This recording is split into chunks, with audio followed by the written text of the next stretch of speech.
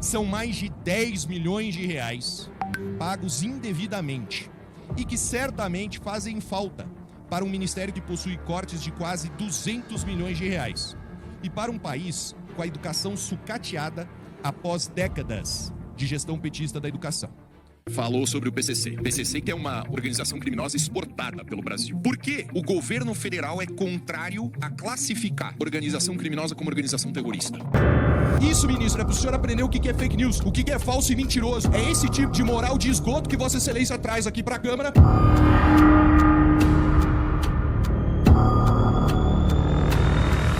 Da Comissão de Educação por 5 minutos. O deputado somará o tempo de liderança por mais 3 minutos. Com a palavra, deputado. Serão 8 minutos, então. Muito obrigado, senhora presidente. Ministro, como ex-aluno do Colégio Militar de Curitiba, eu deixo aqui o meu repúdio à decisão de Vossa Excelência de encerrar o PECIM, o Programa das Escolas Cívico-Militares. Graças a Deus, diversos governadores continuaram investindo na qualidade e na segurança que as escolas cívico-militares proporcionam para os alunos do Brasil. Nós temos conhecimento de que o programa das escolas cívico-militares foi muito bem sucedido durante o governo do nosso presidente Bolsonaro. E ele foi extinto durante, na verdade, bem no início do governo Lula. Antes do final do governo Bolsonaro, eu tive a oportunidade de visitar o PECIM, conhecer os resultados. Eu estive no Ministério da Educação. E lá estavam os líderes do PECIM certos de que Vossa Excelência iria extinguir o programa. Então eu gostaria de saber do senhor se existe alguma justificativa técnica e não exclusivamente política que aponte de alguma forma que as escolas cívico-militares não são tudo aquilo que elas demonstraram ser. Então eu gostaria do senhor de uma resposta técnica. Politicamente nós entendemos, mas eu quero uma resposta técnica. Segundo ponto, ministro. Eu sou membro da Comissão de Educação, tenho acompanhado todas as reuniões. Durante elas, sempre trago à discussão a questão da segurança nas escolas. Nós tivemos diversos ataques que foram perpetrados por criminosos, crianças foram vitimadas, professores que foram vitimados, e por diversas vezes eu questionei tanto o Ministério da Justiça quanto o Ministério da Educação sobre quais medidas foram efetivamente tomadas por Vossa Excelência para promover a segurança nas escolas. E aqui a gente está falando de segurança real, ministro. Coisas que tenham a capacidade de impedir que as crianças sejam mortas. E não políticas vazias, meramente partidárias. Então essa é a minha segunda pergunta. Minha terceira pergunta é a seguinte. Decisões do Ministério da Economia e da própria Justiça Federal declararam que uma gratificação paga pelo INEP, a GEEC, gratificação por encargo de curso ou concurso, foi paga indevidamente aos servidores do INEP, em certas situações por determinado período. O governo Bolsonaro parou o pagamento e determinou a devolução do dinheiro recebido, equivocadamente, pelos funcionários. São mais de 10 milhões de reais pagos indevidamente e que certamente fazem falta para um ministério que possui cortes de quase 200 milhões de reais e para um país com a educação sucateada após décadas de gestão petista da educação. Ministro, de forma bem objetiva, a GEEC ainda está sendo paga pelo INEP de maneira indevida? Segundo questionamento, os valores já foram devolvidos? Sim ou não? Se não, existe uma previsão?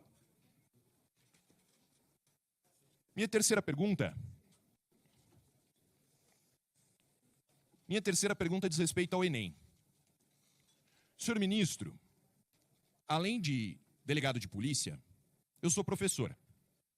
Todo professor compreende que a construção do conhecimento e, portanto, a educação, ela depende do reconhecimento de significado de certo e errado. É absolutamente impossível conhecer se não é possível dizer se aquilo é certo ou errado. Nesse sentido, eu gostaria da opinião de Vossa Excelência sobre a questão de número 89, que consta na última prova do Enem. Recebi essa questão aqui de diversos alunos, senhor ministro. Sei que não é a sua competência escolher as questões, mas acredito que é vossa competência conhecer o conteúdo delas. A questão diz o seguinte: no Cerrado, o conhecimento local está sendo cada vez mais subordinado à lógica do agronegócio. De um lado, o capital impõe os conhecimentos biotecnológicos como mecanismo de universalização de práticas agrícolas e de novas tecnologias. E de outro, o modelo capitalista subordina homens e mulheres à lógica do mercado. Assim, as águas, as sementes, os minerais, as terras, entre parênteses, de forma explicativa, bens comuns. Senhor ministro, o senhor é formado em Direito, salvo engano, não? Bom, vou lhe esclarecer. A classificação dos bens, de acordo com o direito civil, não contém, de forma nenhuma, águas, sementes, minerais ou terras como bens comuns. Portanto, senhor ministro, a questão está errada. Essa classificação não existe, por uma questão técnica óbvia. O senhor quer falar alguma coisa, deputado? O senhor está me interrompendo. Deputado Paulo Bilinski, eu peço que se dirija a esta presidência e eu coloco ordem no recinto. Muito obrigado, presidente. Tornam-se propriedade privada. Além do mais, há outros fatores negativos, como a mecanização pesada, a pragatização dos seres humanos e não humanos, a violência simbólica, a superexploração, as chuvas de veneno e a violência contra a pessoa. Senhor ministro, não existe chuva de veneno. Isso é impossível. Chuva é uma precipitação de água da atmosfera. Os elementos descritos no texto a respeito da territorialização da produção demonstram que há 1. Letra A. Cerco aos camponeses, inviabilizando a manutenção das condições para a vida. Eu sei que Vossa Excelência vai dizer que a questão tem que ser marcada de acordo com o texto, mas é o seguinte, a questão está errada. Quando a questão fala que ocorre um cerco aos camponeses, inviabilizando manutenção da vida, ela está dizendo que o agronegócio é genocida, o que é errado, tecnicamente incorreto. Então, como eu perguntei ao diretor do INEP, quando esteve aqui conosco, questiono Vossa Excelência. Para encerrar, presidente, o senhor vai determinar a anulação de uma questão que está errada, em desacordo com todos os conceitos, já conhecidos por todos os seres humanos que estudaram. Obrigada, que está deputado. errada. Obrigada, deputado. Eu Muito vou obrigado. passar a palavra agora ao ministro por 5 minutos para a sua resposta. São os requerentes. Pois não. Bom, primeiro agradecer ao deputado e vou iniciar aqui. Eu já havia participado da Comissão de Educação, onde você tinha feito essa pergunta do PSIM.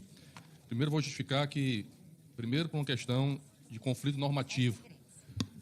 Diferentemente da lei de tempo integral que foi aprovada para esta Casa, esse programa foi criado por decreto. A Casa tentou votar um programa que foi dado inconstitucional, parecer desta Casa, e que houve uma orientação por parte, aí estou dando a decisão técnica, porque eu sempre tomei decisões ao longo da minha vida pública, respeitando as diferenças e do ponto de vista técnico. Educação é coisa séria. Então, primeiro eu quero dizer que a decisão do Ministério foi decisão técnica, orientada, inclusive, que não está previsto na LDO, nem está previsto no Plano Nacional de Educação, nem está previsto no Ministério da Defesa, na LDB, aliás, na LDB. Portanto, LDB, Lei de Diretrizes e Bases. Então, segundo, não é verdade, deputado, que os resultados, não há nem possibilidade, não tem nem estudo que mostrou os resultados da implementação dessa política, porque nem deu tempo. Você não pode confundir a escola cívico-militar com a escola militar. A escola militar está prevista na legislação estadual. Eu, por exemplo, como governador, ampliei as escolas militares do Ceará. Mas esse é um modelo diferente e que não está previsto legalmente. Portanto, e outra coisa, a adesão dessa política, deputado, você sabe quanto dos recursos do PSIM foi gasto pelos estados? 0,24%.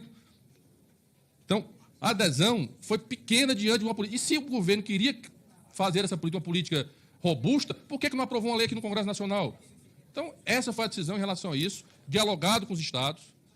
Aliás, nós substituímos isso por uma escola de tempo integral, onde todos podem... E o Estado tem autonomia para tomar a decisão dele.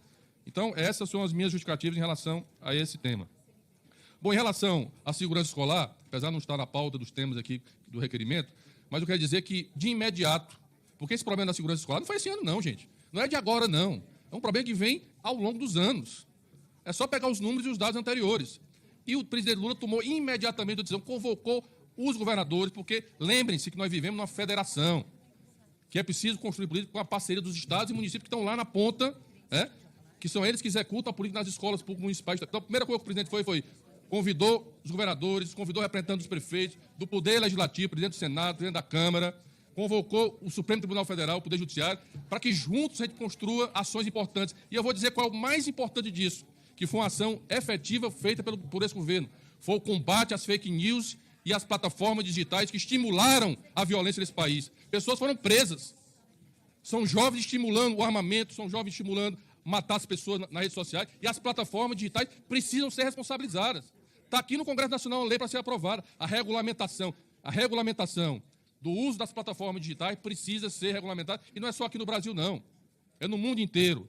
Veja aí os Estados Unidos, que é o país mais rico do mundo. É quem mais mata, quem mais tem problema de violência nas escolas é os Estados Unidos.